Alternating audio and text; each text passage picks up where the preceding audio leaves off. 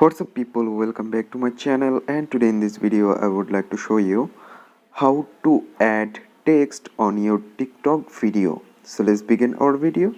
So first of all, you need to click on the bottom right corner plus icon. Okay, now you can take a video like that. At your own wish you can take a video, and after that there have a option at the top. You can see text. Select on text.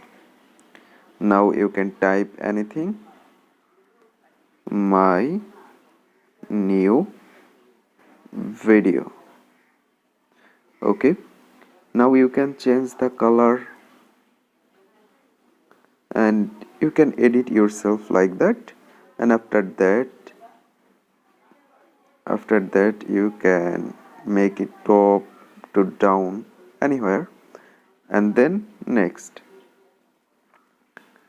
Now post it.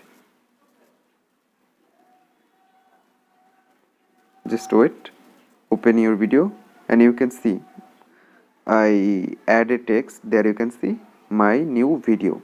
So guys, in this way you can add a text on your TikTok video very easily. So hope guys this video can help you. Don't forget to like and subscribe my channel.